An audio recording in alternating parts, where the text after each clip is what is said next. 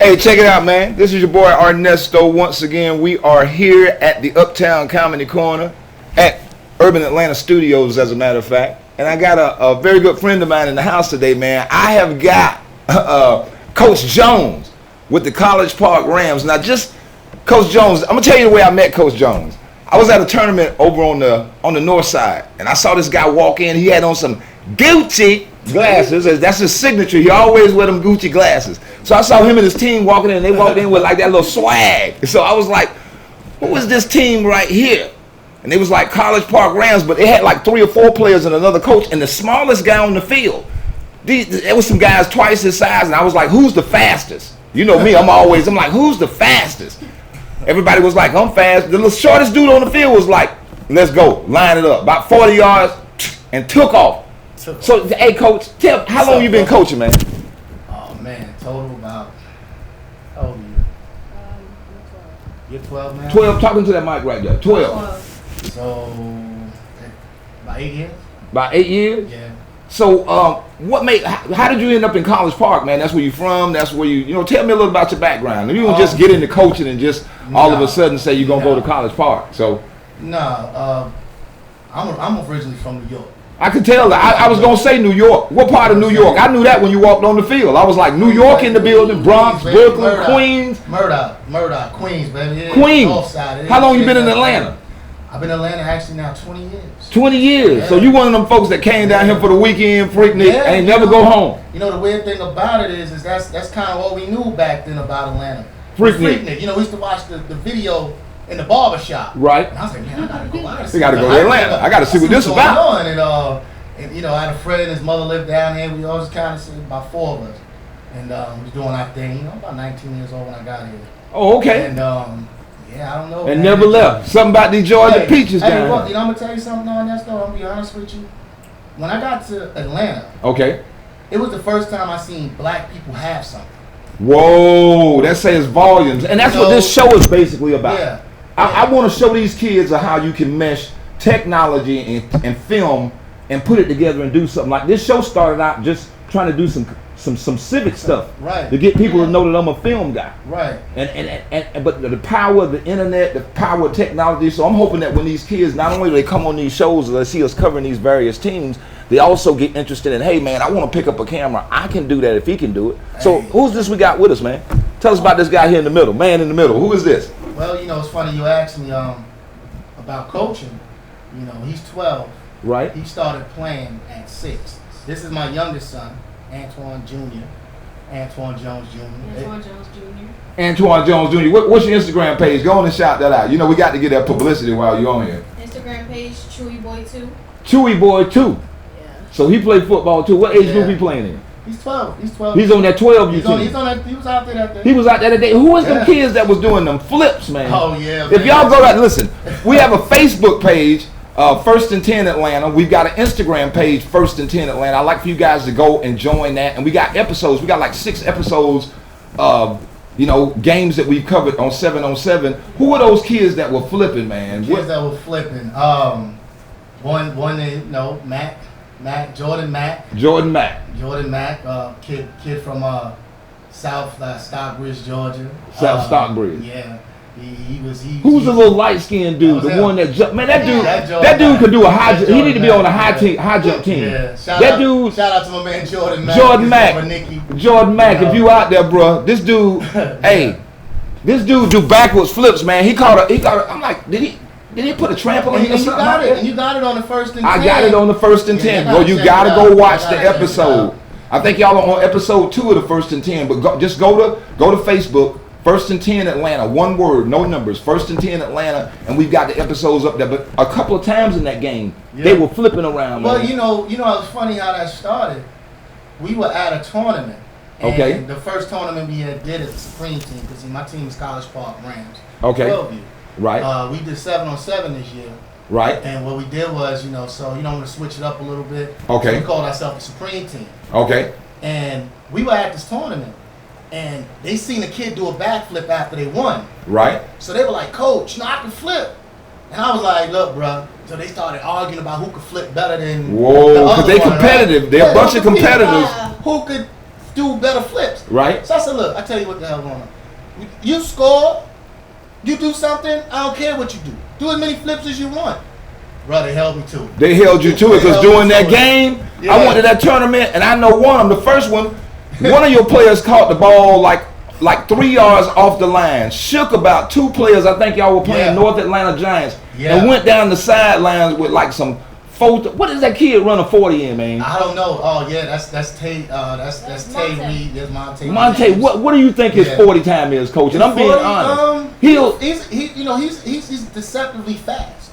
When I say you look at him and you would think this little dude ain't going. That's the one that if you go to the First and 10 Atlanta Facebook page, click on the link and watch the episode, you'll see what I'm talking about. This dude took off down the sideline. And then he beat he's got to be the fastest guy on the team. He proved it that day. Well, I'm gonna tell you this: it was a lot of team speed, and sometimes when you're dealing with football, right, it's weird because sometimes somebody's fast, but it doesn't equate on the football field. Okay, you understand what I'm saying? Right, I got what you're saying. Yeah. Usain Bolt may not be the fastest man on the football field because it's a different game, right? Right. So when I say like that kid was deceptively fast, it's like we never really seen him get chased or really run. Man, ain't nobody catching him. Yeah. Right. So I thought the police was behind him. That's when we saw him that speed. That speed. You know, when we go through drills and we'll do our thing, it's right. Speed. But when we seen him football playing, hauling ass, I'm trying to get somewhere. Yeah. Purpose, adrenaline and everything like right. that. Whole different animals. So, Same thing with your team because y'all were down in that game against North Atlanta Giants and you were like, these kids just don't give up. I think y'all might have been down like 2 touchdowns, and they were like, you was like, hey, I want to talk. What were you thinking about doing that game? Y'all were down 2 touchdowns, and what was it? Why didn't y'all give up? Why didn't y'all just fold? You tell me. We had a purpose. We didn't want to just give up.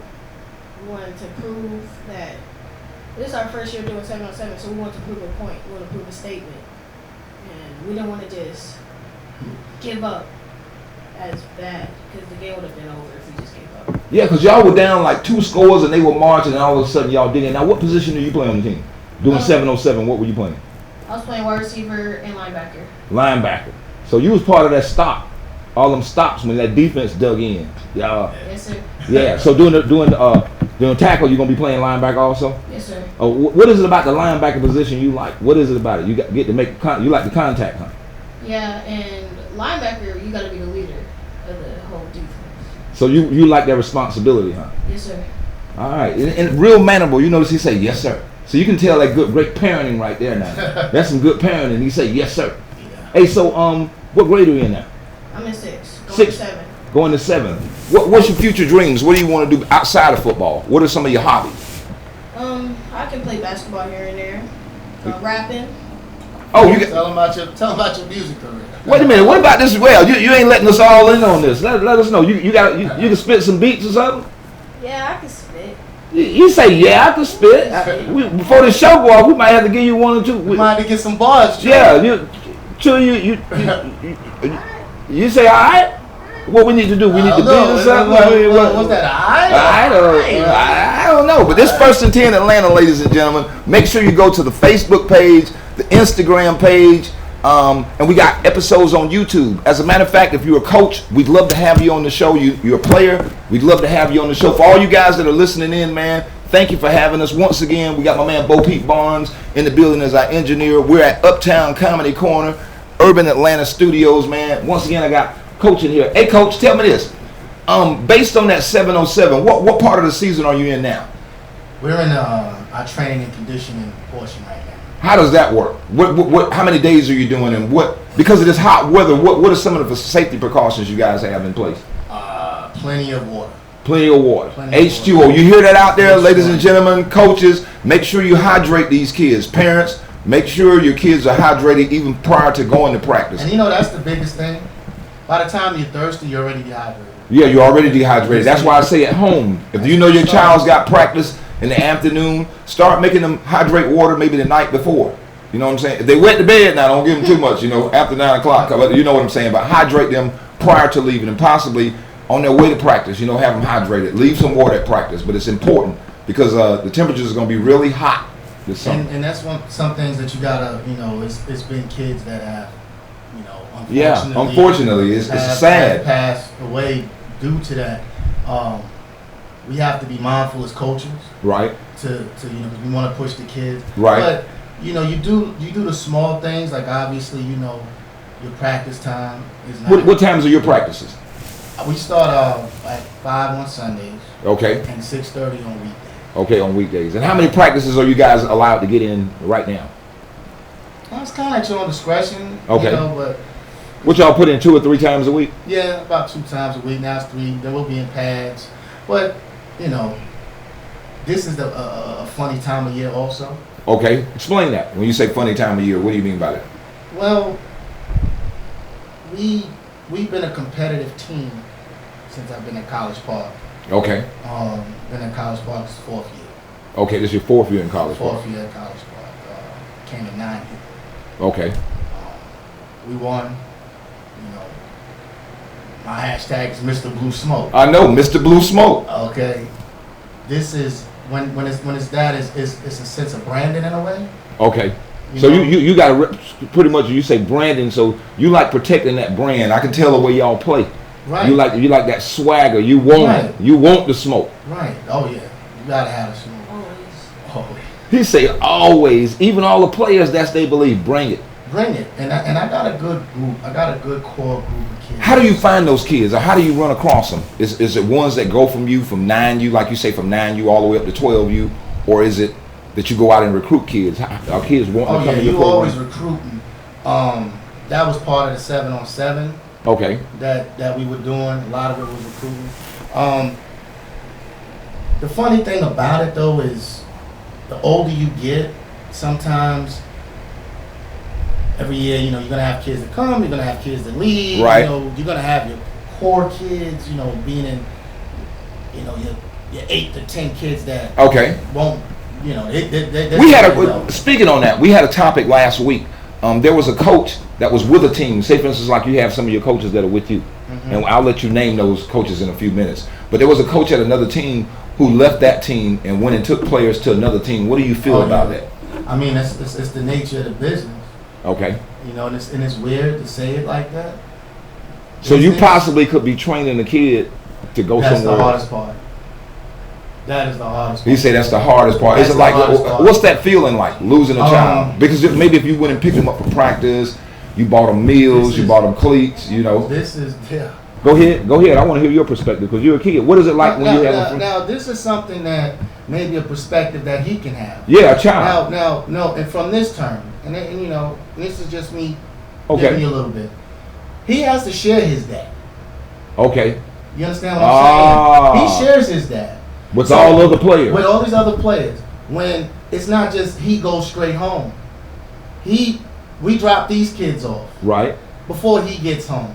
Okay. When we stop to get snacks, that money goes to other kids also that are in the car. So he could get more if they weren't there.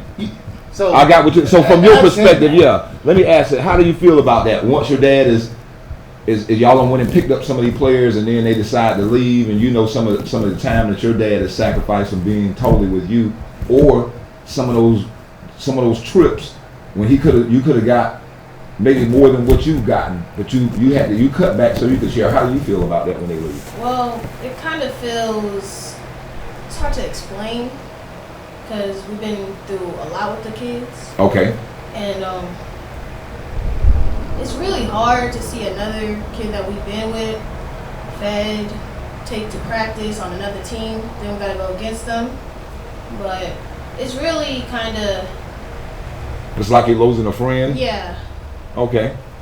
See, what happens is that a lot of times it's not the kid either. Okay. No worry, I'm not gonna lie. Okay. No. We recording. This is we talking. This is just honest football here. This is what this show is all about. It is like you losing a kid. Mm-hmm. But what makes it hard is like in this time of year, and it's hard right now for us. Okay. To be honest with you, I get these same core kids out here. Okay. You know, 4 to 5 kids busting their ass. Okay. In the heat, whatever it takes, coach, we're gonna do it. Okay. Then 9 times out of 10, it's not the kid. It's the parent.